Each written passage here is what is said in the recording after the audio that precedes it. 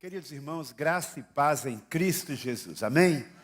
É sempre muito bom estarmos aqui para juntos adorarmos ao Senhor e para juntos meditarmos na sua palavra.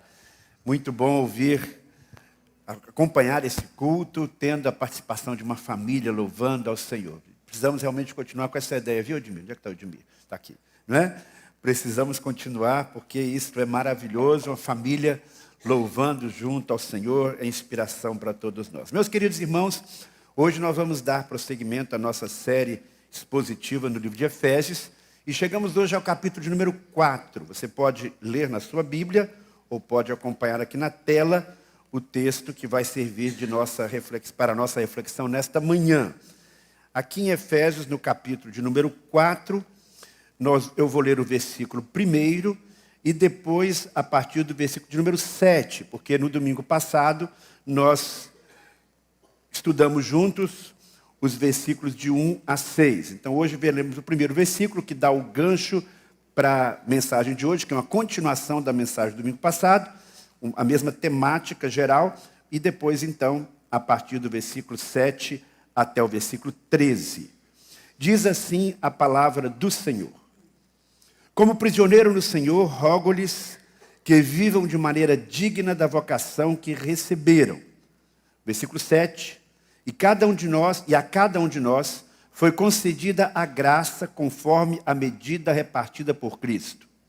Por isso é que foi dito: quando ele subiu em triunfo às alturas, levou cativos muitos prisioneiros e deu dons aos homens.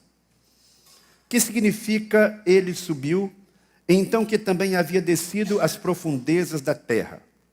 Aquele que desceu, e o mesmo que subiu acima de todos os céus, a fim de encher todas as coisas. E ele designou alguns para apóstolos, outros para profetas, outros para evangelistas e outros para pastores e mestres, com o fim de preparar os santos para a obra do ministério, para que o corpo de Cristo seja edificado, até que todos alcancemos a unidade da fé e do conhecimento do Filho de Deus e cheguemos à maturidade, atingindo a medida da plenitude de Cristo. Amém? No domingo passado eu falei, com base no versículo de número 1 que nós lemos aí, quando o apóstolo Paulo faz um rogo, onde ele faz um apelo que esses irmãos lá de Éfeso possam viver de uma maneira digna da vocação que receberam. Em outras palavras, que vivam com coerência com a vocação recebida. Falamos que esta vocação, nesse contexto aqui, é preservar e demonstrar a unidade espiritual com Deus e com os nossos irmãos. Então nós temos essa vocação, esse chamado de Deus, para vivermos em unidade com o Pai e com os nossos irmãos em Cristo. E aí no domingo passado eu falei sobre algumas atitudes que devemos cultivar para preservar esta unidade. Repito, nós não vamos criar a unidade, porque a unidade no sentido mais ontológico, no sentido espiritual, ela já existe. Temos um só Senhor, uma só fé, um só batismo, um só Deus e Pai, que é sobre todos e em todos, participamos todos do mesmo corpo. Então, esta unidade já existe. Agora a questão é, como é que nós vamos agir de forma a preservá-la?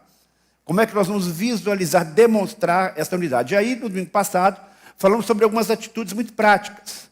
Devemos agir com mansidão, com humildade, com paciência, e procurando desenvolver a capacidade de suportar aqueles irmãos, aquelas pessoas que são mais difíceis. Então, a nossa grande vocação, como igreja, como membros do mesmo corpo, é preservar e demonstrar unidade com Deus e com os nossos irmãos. E hoje nós vamos ver algumas outras maneiras de fazer isso. E aí, com base no versículo de número 7, nós lemos que a cada um de nós foi concedida a graça conforme a medida repartida por Cristo. O que significa isto? Que nós precisamos valorizar a diversidade de dons que promovem a unidade. Unidade não é uniformidade. Uniformidade é quando tudo é igualzinho, é uma linha de produção.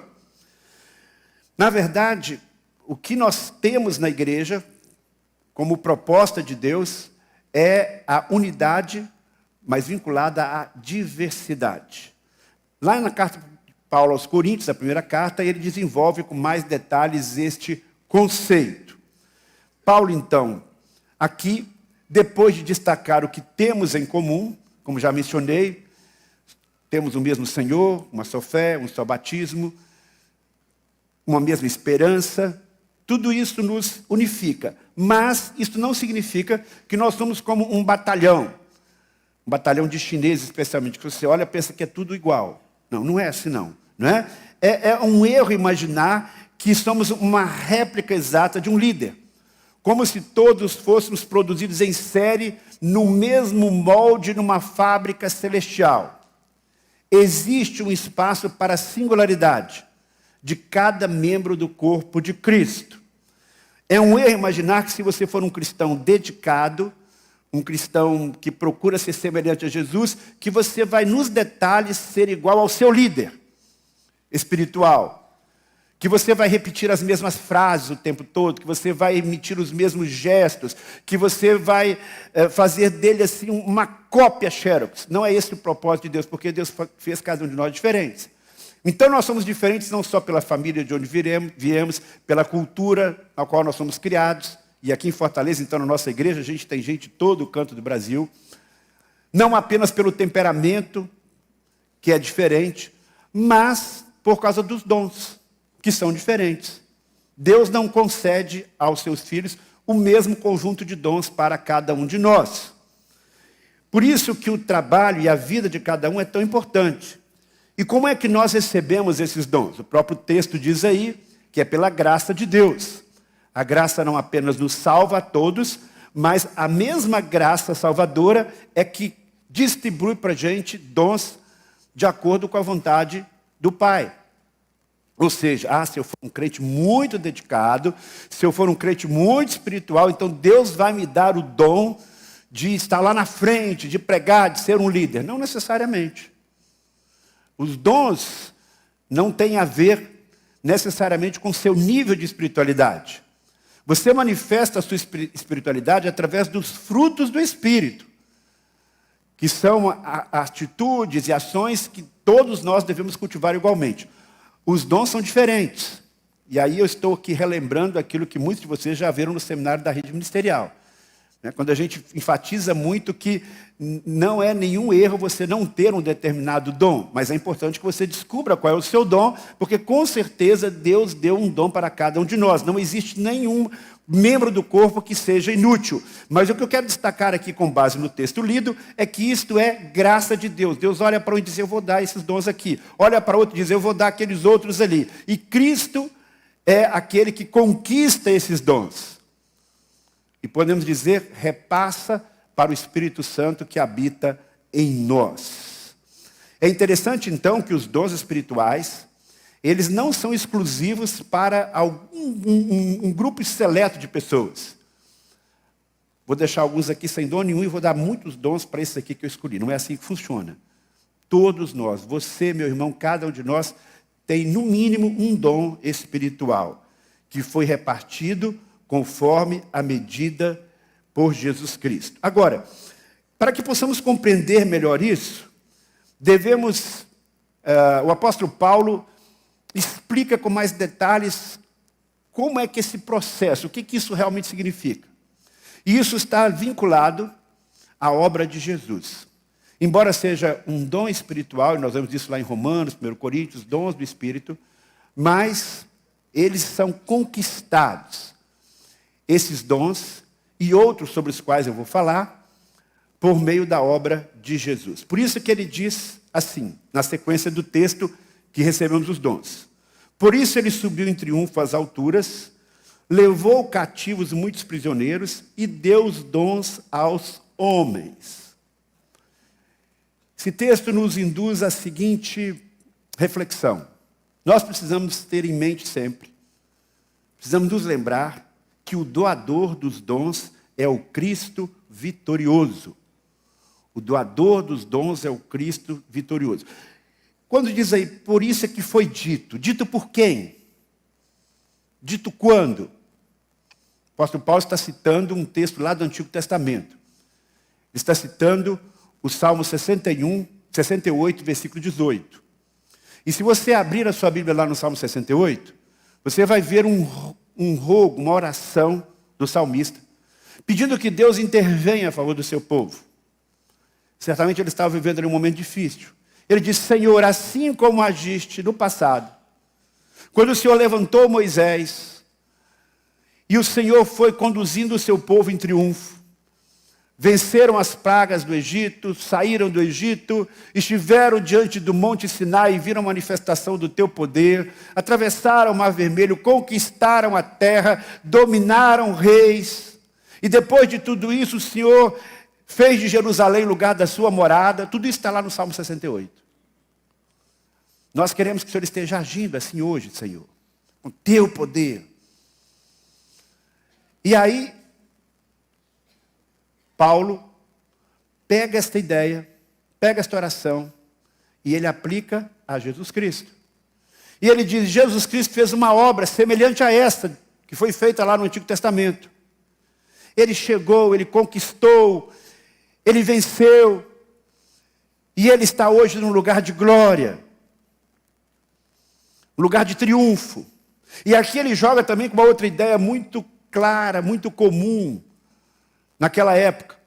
Quando um comandante romano entrava num país, dominava aquele país, fazia ali prisioneiros, e levava esses prisioneiros como escravos, e havia uma procissão, que era uma procissão de triunfo. Eles eram recebidos nas suas cidades, depois de terem invadido um território inimigo, trazido prisioneiros, e eles traziam não apenas prisioneiros, mas eles traziam também coisas que eles pegaram lá, despojos que eles saqueavam, pegavam o que tinha de melhor. E eles pegavam esses despojos e distribuíam para o seu próprio povo e também levavam para a autoridade maior daquele país, para o imperador. Ele faz aqui uma espécie de analogia. Quando diz que Cristo, ele também levou prisioneiros, levou os cativos, e agora ele os apresenta como dons. O que isso significa? Diferentemente dos comandantes romanos, nós podemos ver Jesus Cristo sendo esse que conquista, que traz pessoas que antes estavam presos pelo pecado, prisioneiros do mundo, e ele agora os transforma em dons, em presentes para a própria igreja. Como é que nós podemos entender isso de uma forma muito clara? Pense, por exemplo, no apóstolo Paulo.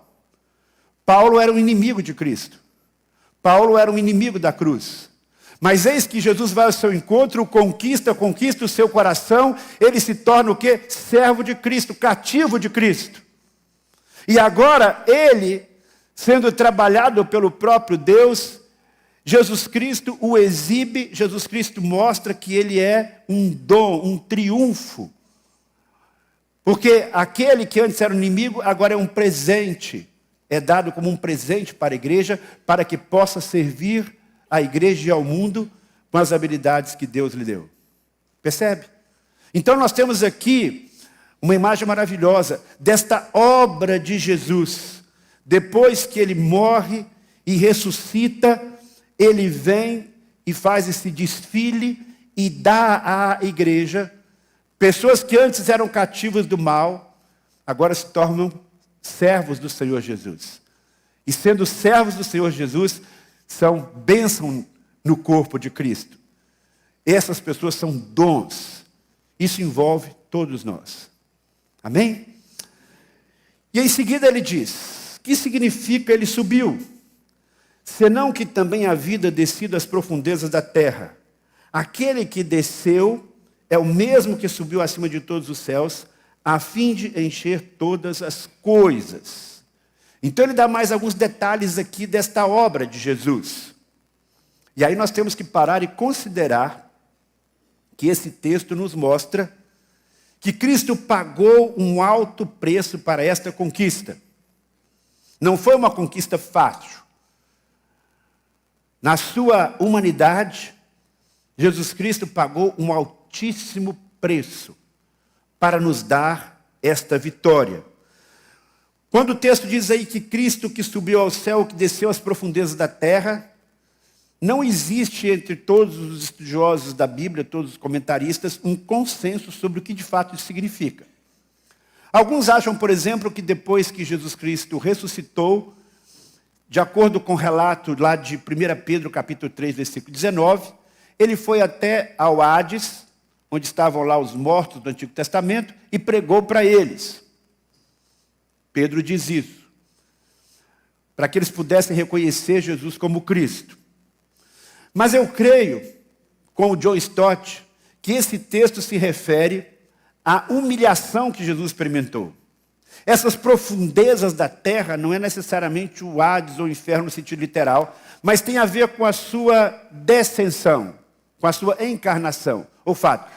Com o fato de Jesus, antes de subir novamente glorioso ao céu, ele veio até aqui na terra, viveu a nossa experiência dinâmica de vida aqui, porém, ele foi mais fundo do que a maioria.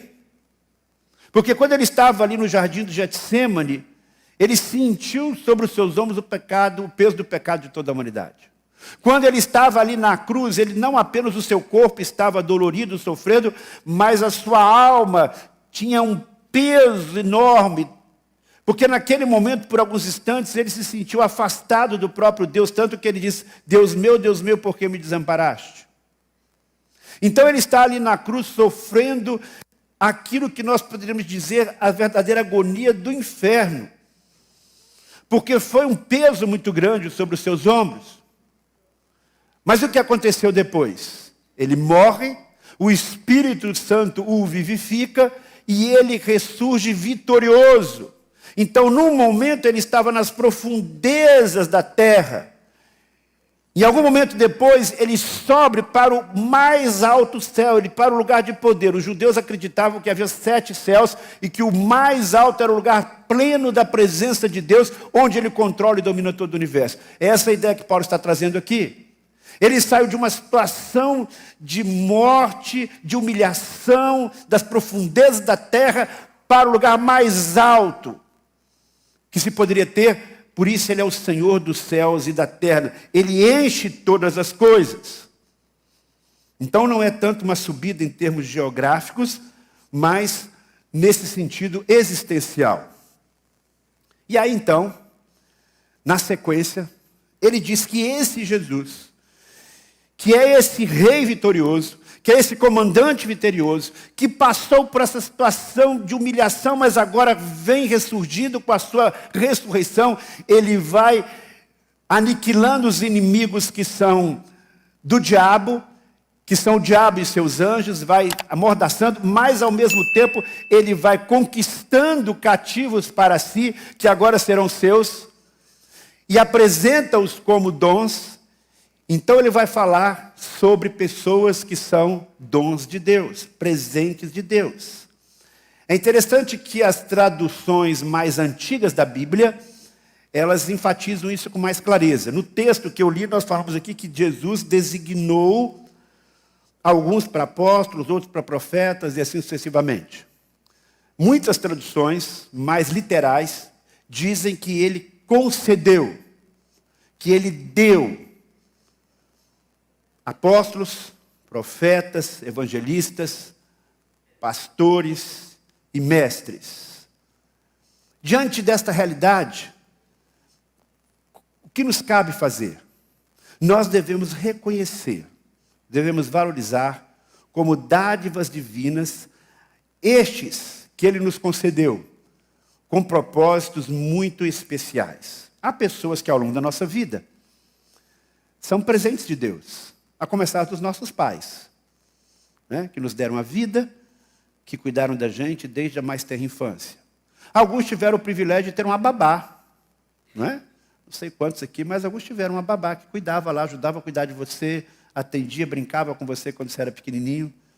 Alguns menos abastados não tinham uma babá, mas tinham um irmão mais velho, a irmã mais velha que cuidava, não é?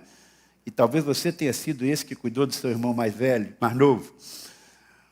O fato é que todos nós precisamos de pessoas para nos desenvolvermos. É a professora na escola, é um colega no trabalho, é alguém que nos dá uma oportunidade, é um chefe que mesmo sendo chato e exigente, depois a gente vê que ele foi instrumento de Deus para a vida da gente, que nos abençoou. Não é verdade? Pessoas que abrem oportunidades para a gente com a sua influência. Então, nós nunca conquistamos nada sozinhos e nem nos formamos sozinhos. Isso faz parte da dinâmica de nossa vida. Mas no contexto da igreja, também há algumas pessoas que Deus capacitou de uma forma especial para nos abençoar, para que nós possamos ser aquilo que Deus planejou que nós fôssemos. Para que a igreja seja aquilo que ela deve ser na visão de Deus. Propósitos especiais de Deus para a nossa vida. Para que sejamos aquela comunidade acolhedora, mostrando a unidade espiritual com Deus e com os nossos irmãos. E aqui neste texto, nós temos então 5 grupos de pessoas. Já falei aqui outras vezes que Deus concede a cada um de nós dons. E nós temos então uma lista de dons lá em 1 Coríntios capítulo 12, Romanos capítulo 12. Mas aqui em Efésios é mais do que uma lista de dons. Ele apresenta pessoas que são dons de Deus. Obviamente, a ação e a vida dessas pessoas está vinculadas aos dons espirituais. Mas ele diz, ele concedeu para vocês, ele deu a vocês, pelo menos 5 tipos de pessoas que vão fazer grande diferença na sua experiência. Ele deu os apóstolos, os profetas, os evangelistas, os pastores e os mestres. Vamos falar rapidamente sobre cada um deles. Apóstolos. Jesus tinha muitos discípulos, mas a Bíblia diz claramente que ele escolheu apenas 12 apóstolos. Um deles se perdeu, que foi Judas. A igreja então escolheu Matias para o seu lugar. Está lá no começo do livro de Atos. Mas depois há alguns outros que também são considerados apóstolos. O apóstolo Paulo, Barnabé, provavelmente um outro Tiago, irmão de Jesus. Mas é um grupo muito pequeno, muito restrito. Esses dos apóstolos chamados, por assim dizer, históricos. Porque havia algumas qualificações para que estes homens pudessem ser considerados apóstolos. Eles tinham que ter conhecido Jesus pessoalmente, no sentido físico, não apenas no sentido espiritual. Eles teriam que ter sido testemunhas oculares da ressurreição de Jesus, ou seja, viram Jesus ressuscitado. E tinham também que demonstrar este relacionamento especial com Jesus, operando milagres. Então, esses homens que estavam nessas categorias eram considerados apóstolos. Nesse sentido, não existe nenhum apóstolo hoje nessa perspectiva, porque ninguém viveu 2000 anos até hoje. Não é verdade? Porém, muitas pessoas hoje em dia se auto-intitulam apóstolos. Você já deve ter visto isso por aí. Né? Existe, porém, um outro sentido da palavra apóstolo. E a palavra apóstolo vem do verbo apostelo. E a Bíblia diz que esse verbo, aliás, o sentido desse verbo é enviar. Voltando ainda um pouquinho nesses apóstolos históricos, nós vamos ver que eles têm um papel muito importante na formação da igreja. O apóstolo Paulo diz lá em 1 Coríntios capítulo 12, versículo 28. Assim Deus estabeleceu primeiramente os apóstolos, em segundo lugar os profetas, em terceiro os mestres. Ele está falando sobre a estrutura da igreja primitiva. Ainda que na carta aos Efésios, Paulo diz que nós somos edificados, a igreja do Senhor é edificada, sobre o fundamento dos apóstolos e dos profetas, porém ele sempre destaca que a pedra realmente fundamental, o fundamento mesmo é Cristo. Mas eles constroem sobre esse fundamento. O ensino deles vinculado a Jesus Cristo dá base para a igreja. Tanto assim, quando a igreja primitiva começa a se formar lá em Atos capítulo 2, em Jerusalém, a Bíblia diz que eles perseveravam na doutrina dos apóstolos. Certo? Então nós temos os apóstolos como sendo muito importantes nesse processo de preservar o ensino de Jesus, porque eles tiveram contato com Jesus, eles tiveram ali, eram fontes primárias. Lembre-se, os primeiros cristãos não tinham o que nós temos hoje, o Novo Testamento sistematizado. Eles dependiam desta informação e desta formação oral, deste ensino diretamente de quem bebeu da fonte. Percebe? Então, eles receberam essa instrução, por isso ele diz, esses apóstolos, eles são historicamente também um fundamento da igreja. Embora o fundamento espiritual seja Cristo, humanamente falando, eles tiveram um papel muito importante. Mas aí nós temos então uma outra aplicação, uma outra compreensão de apóstolo. Estou me detendo nisso porque esse assunto merece esse cuidado.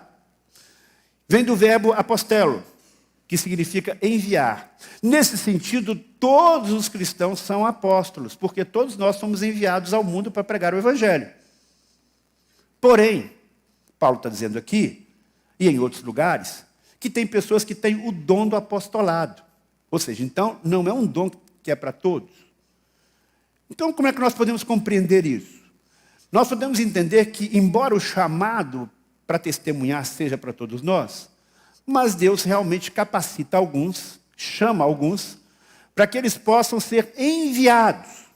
A ideia do envio significa a ideia do deslocamento. Você sai do seu habitat, você sai da sua zona de conforto, você sai daquilo que seria o seu ambiente natural e você vai para um outro lugar, para uma outra cultura. Esse trabalho se parece com o trabalho de quem? Do missionário. Então nós podemos dizer que um apóstolo hoje, aquele que tem o dom do apostolado, é aquele que tem um chamado missionário para sair do ambiente onde ele está, e pode envolver um deslocamento físico, mora aqui nessa cidade, vai morar agora lá no interior, que tem uma outra cultura. Mora lá no Rio de Janeiro, vai morar no interior do Amazonas, uma outra cultura. Cresceu no Rio Grande do Sul, vai ser missionário no interior do Ceará. Ou então, mesmo dentro da própria cidade. O sujeito é de classe média, da aldeota, estudou num bom colégio, mas vai trabalhar lá na periferia, lá com as facções, que é um outro grupo humano, é uma outra realidade. Você percebe? É um chamado de Deus para atender um outro grupo que não é o seu. Às vezes ele vai atravessar grandes fronteiras, ele vai para o outro lado do mundo. Então, o que a Bíblia diz é que essas pessoas, elas são muito importantes no contexto do reino de Deus. Por quê? Porque grande parte das igrejas, elas nasceram através de um trabalho missionário. Essa igreja mesmo teve uma influência muito grande de um missionário, que foi o pastor Davis. Essa igreja ganhou forma, ganhou uma expressão maior na cidade, a partir do ministério de alguém que veio lá de longe, com uma visão de reino, e trabalhou aqui, e foi instrumento de Deus para que essa igreja se desenvolvesse. É interessante que há, na história dos batistas, esta concepção. Eurico Nelson, por exemplo, um sueco, país de primeiro mundo, saiu de lá da Europa e se embrenhou lá na Amazônia. E ali plantou muitas igrejas. Por isso ele é considerado o apóstolo da Amazônia. Perceberam? Então nós temos aí pessoas que têm esse chamado especial de Deus. Paulo era um apóstolo no sentido mais profundo da palavra, porque ele era um missionário. Ele saía de um lugar para o outro, fazia grandes viagens por causa desse chamado de Deus. Então, a igreja, num certo sentido, se estrutura muito, especialmente no seu nascedouro, a partir dessas pessoas que Deus chama para essa missão. E nós devemos ser gratos a Deus pela vida delas. E nós devemos parar e pensar, será que Deus não me deu também esse dom? Devemos considerar essa possibilidade. Nós estamos aqui no mês de missões.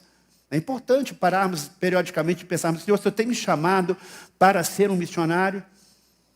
Porque Deus chama alguns. Então, no sentido geral, todos somos convocados, mas no sentido de nos deslocarmos e nos dedicarmos integralmente àquela missão, este é um chamado diferenciado. É um dom especial que Deus concede da pessoa se mudar para uma outra cultura, estar num outro lugar e necessariamente não entrar em parafuso com isso, se sentir feliz ali, mesmo que não esteja ali ganhando muito dinheiro.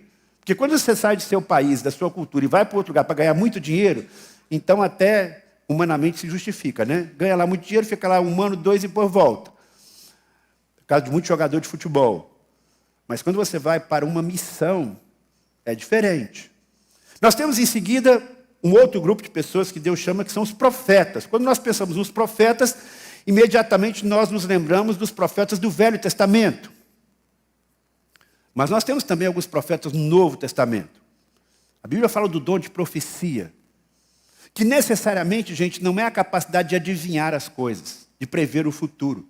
Porque embora esse aspecto tenha acontecido no Antigo Testamento, mas se você for analisar as profecias a fundo, mesmo as do Antigo Testamento, você vai perceber que a maior quantidade de profecias não se refere ao futuro, mas se refere àquilo que Deus já ensinou lá no passado e que o profeta atualiza para a situação atual. Vocês estão errados, vocês estão abandonando o caminho do Senhor, vocês estão abandonando a lei do Senhor. Então, a palavra profética está ligada àquilo que Deus já revelou. Ele só traz para o momento e aplica. Olha, vocês estão agindo assim, a palavra de Deus está dizendo isso, vocês estão em falta de sintonia, arrependam-se. Não é essa a mensagem que nós vemos tantas vezes nos profetas? Então, existe um aspecto preditivo na profecia, sim, mas muito mais, se você for estudar a Bíblia a fundo, muito mais o aspecto de um alerta, de um chamado, de uma leitura da realidade, de uma interpretação da realidade, dizer, olha, esta realidade hoje está contrária àquilo que Deus revelou, à vontade de Deus. Na igreja primitiva havia, sim, alguns profetas que tiveram algumas visões e percepções de algumas coisas, o que deveria acontecer, mas muito mais profetas que procuravam atualizar a mensagem de Cristo para aquele momento, aplicar aquela mensagem de Cristo para aquele momento. O apóstolo Paulo, nesse sentido, se encaixa como um profeta, porque ele teve revelações extraordinárias. Nós já falamos aqui das revelações que ele teve da pessoa de Cristo. Coisa que Jesus Cristo, como que deixou a dica, aí o Espírito Santo veio e diz, olha, é muito mais do que vocês estão imaginando. E ele aprofundou, então, o ministério de Jesus e a compreensão, fala-se até sobre o mistério de Cristo. Isso é um trabalho de um profeta, que é esclarecer, que é aplicar, que é mostrar os caminhos de Deus e a vontade de Deus. Nesse sentido, então, nós temos um tempo em que Deus vai usar esses profetas, até que o cânon, ou seja, os livros sagrados da Bíblia, estejam fechados. Então, nesse sentido, não há mais um profeta, como também não há mais um apóstolo. Nesse sentido original, de quem vai dar os fundamentos, porque o Espírito Santo já iluminou apóstolos e profetas lá nos primeiros anos para escreverem e revelarem tudo que está nas Escrituras, tudo que está no Novo Testamento. Então, meus irmãos, nós temos profetas hoje como sendo pessoas a quem Deus chama de uma forma especial para analisar a realidade do mundo, analisar a realidade da igreja e trazer uma palavra confrontadora, uma palavra de arrependimento, uma palavra de quebrantamento. E se você olhar no universo das igrejas, você vai perceber que existem algumas pessoas que de fato têm esse dom, de uma forma muito especial. E nós devemos ouvir o que eles falam com atenção, comparar com o que está na Bíblia, para que possamos absorver a mensagem que Deus tem para nós, porque também há falsos profetas. Nem todo mundo que se diz, eu estou falando aqui em nome do Senhor, está falando realmente a verdade. Então nós temos aqui os profetas como sendo também importantes. Por isso que lá em Efésios diz que o fundamento da igreja está sobre os apóstolos, ou seja, aqueles que conheceram Jesus pessoalmente, e esses profetas que Deus foi levantando para que pudessem interpretar a obra de Jesus e edificar a igreja e formar o Novo Testamento. Os profetas hoje, quem são? Pessoas que Deus levanta para proclamar a sua verdade com conveniência, com coragem, chamando o povo ao arrependimento, a buscarem os caminhos do Senhor. E podem também fazer algumas previsões, que não é uma adivinhação em relação ao futuro. Olha, se você não aceitar Jesus como seu Salvador, você não herdará o reino do céu. Não é uma profecia isso? Não está falando de alguma coisa que vai acontecer na vida daquele que não crê no Senhor? Então há um elemento profético nessa palavra. Quando falamos sobre o que vai acontecer no futuro à luz da Bíblia, nós estamos exercendo o ministério profético. Um dia esse mundo vai acabar, um dia Jesus vai voltar. Estamos falando de eventos futuros, que estão revelados na palavra de Deus, sob a iluminação do Espírito Santo. O outro grupo que nós temos aqui na sequência são os evangelistas. E mais uma vez aqui se aplica o mesmo princípio dos apóstolos. Todos nós somos chamados a compartilhar a fé, todos nós somos chamados a evangelizar. Mas sejamos sinceros, tem gente que tem assim realmente um dom espiritual muito claro nessa direção. Ele encontra com qualquer um e ele praticamente não consegue se encontrar com alguém e não deixar uma mensagem evangelística. Ele aproveita qualquer deixa A pessoa dá um vacilo e já está falando de Jesus. Tem gente que tem esse dom. Nem todos nós temos esse dom. Não é um dom que eu reconheço, por exemplo, em mim. Para eu falar de Jesus para alguém, tem que dar uma volta muito grande, com muito jeito, não é? Mas tem gente que não, tem gente que a pessoa bobeou e já está falando de Jesus. Não é? Ele consegue, de uma maneira criativa, de uma maneira que traz resultado. Não é verdade que tem evangelistas, pessoas que chegam na igreja, você prega aqui todo domingo a mesma mensagem, nem muita gente não se converte. Vai o evangelista, ele prega, você falou a mesma mensagem, mas ele fala de alguma maneira, é o dom de Deus para a vida dele. Você olha, por exemplo, Billy Graham. Quem é que pode negar que Billy Graham tem o dom do evangelismo? Não é verdade? Os sermões dele são extremamente simples, mas ele falava e milhões de pessoas se convertiam. Mas não só um Billy Graham, mas mesmo no evangelismo pessoal, há pessoas que têm esse dom. E essas pessoas são importantes. Imagina uma igreja cheia de evangelistas que realmente estão praticando o seu dom, que estão desenvolvendo o seu dom. Porque o cara pode ter o dom, mas ser acomodado. Qualquer um de nós pode ter um dom e não exercitar esse dom. Pode ser que você tenha esse dom e ainda não tenha descoberto. E quando você exercita esse dom, é uma maravilha, porque você evangeliza lá no pequeno grupo, você evangeliza no seu trabalho. Quando você traz aqui a pessoa para um culto, ele já está evangelizado. O pastor nem precisa pregar tão bem, porque aquela pessoa já está ali, pronta, você faz o apelo, não é? Já foi evangelizado por você. Então, meu querido irmão, a igreja precisa de pessoas assim, para o seu crescimento natural, para o seu desenvolvimento. E na sequência nós temos outras pessoas que são muito importantes, que são os pastores. Essas pessoas são dons de Deus. É aquela pessoa que tem um cuidado especial com a pessoa.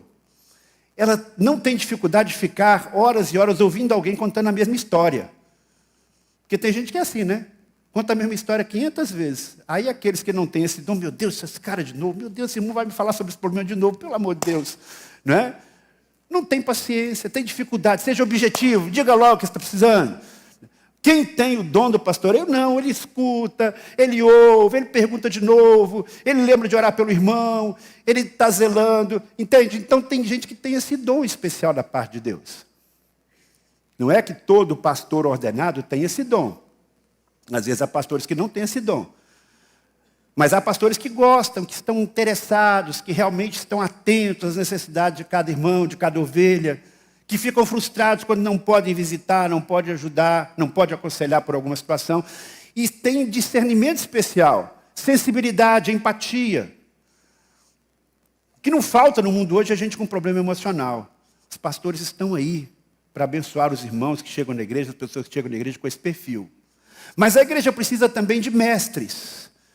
Porque tem gente que gosta de estudar a palavra e conhecer a palavra usando a sua mente, usando o seu raciocínio. E o mestre necessariamente não é um grande pregador, não é um pregador eloquente. O mestre pode ser um professor de escola bíblica, que ele fala lá do jeitão dele, né? E todo mundo gosta. Ah, que aula maravilhosa. Estudou a fundo. É um líder de PG, que pega a Bíblia, senta lá, tranquilo, de bermuda, chinelão, abre a Bíblia e vai expondo. E como a gente tem pessoas preciosas aqui na nossa igreja que tem esse dom. Para citar um antigo, né, para os outros não ficarem aqui enciumados, o pastor não falou de mim, vou falar de um antigo, João Carlos. Os mais antigos que devem se lembrar do João Carlos. Que facilidade o João Carlos da Rosa tinha de pegar um texto, explicar, aplicar, e todo mundo ficava maravilhado. Dom espiritual que Deus deu claramente. Então, meus queridos irmãos, essa é a beleza da igreja, do corpo de Cristo. Nós precisamos dos missionários para formar as novas igrejas. Nós precisamos dos evangelistas que têm aquela paixão maravilhosa. Nós precisamos de gente que ajude a gente a interpretar a realidade nesse mundo confuso que a gente está. De dizer isso é certo, isso é errado. Olha, isso aqui tem um perigo.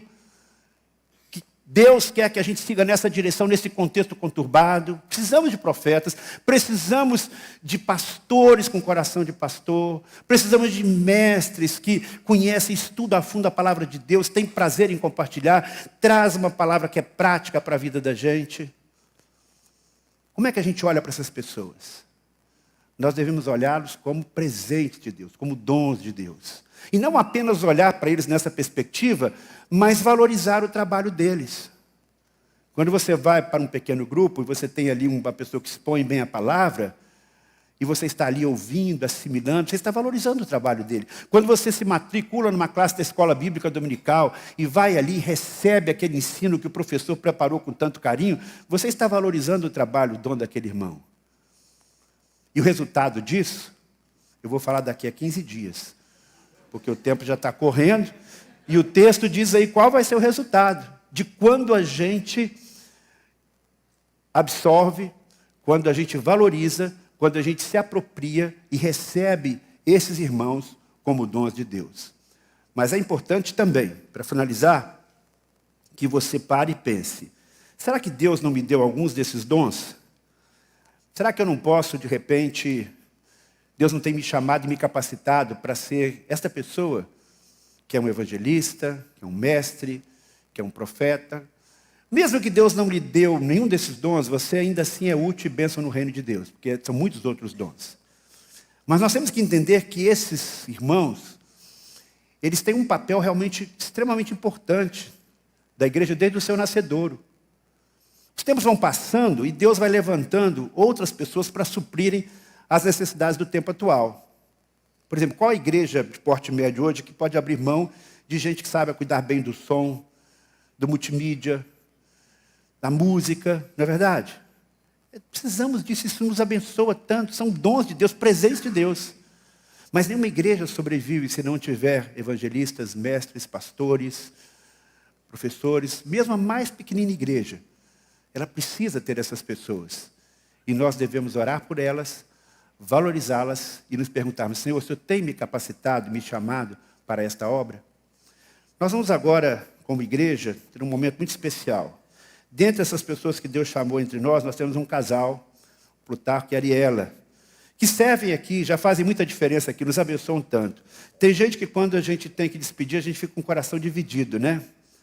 Despedir para uma missão como essa, que a gente queria que eles ficassem, mas ao mesmo tempo a gente se sente honrado por enviá-los para que possam se preparar para melhor servir ao Senhor. Plutarco e Ariela, por favor, venham aqui. Venham os familiares também, por favor, porque eu sei que esse é um momento especial, não só para o casal, mas para a família.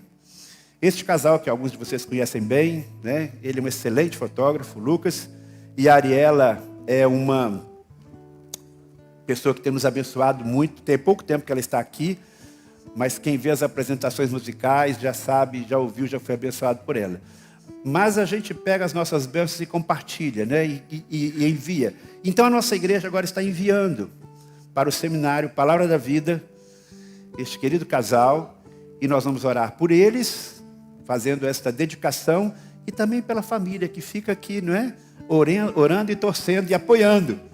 Eu peço então que você fique de pé nesse momento, e juntamente comigo vamos estender as mãos para a vida desse casal, e assim vamos abençoá-los, porque brevemente eles estarão indo para São Paulo, interior de São Paulo, Atibaia, para receber essa preparação, para continuar servindo ao Senhor aonde Deus os enviar. Amém? Querido Pai do céu, obrigado pelas pessoas que o Senhor tem levantado entre nós, com dons tão importantes, Pai. Nós não sabemos com detalhes todos os dons deste casal, mas o Senhor sabe. O Senhor sabe para onde vai conduzi-los. E agora, quando eles deixam aqui a sua família, quando eles deixam a sua cidade, e vão se preparar ali em São Paulo, que a tua bênção os acompanhe. Que eles sejam, Senhor, guiados por Ti, e em cada etapa da sua preparação, tenham a sabedoria que vem do alto, para que possam servir no Teu reino com eficiência, com alegria e produtividade, Pai. Pedimos não apenas por aquilo que vais fazer quando eles se formarem, mas ao longo desse tempo de preparação, trabalhando ali em Atibaia, nas redondezas, que Tu possas usar a vida deles de forma muito especial, como tens usado aqui em nossa igreja. Abençoa também a sua família, Pai.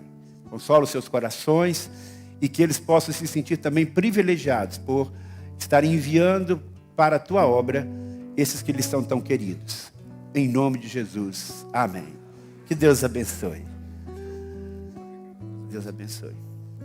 Deus abençoe vocês.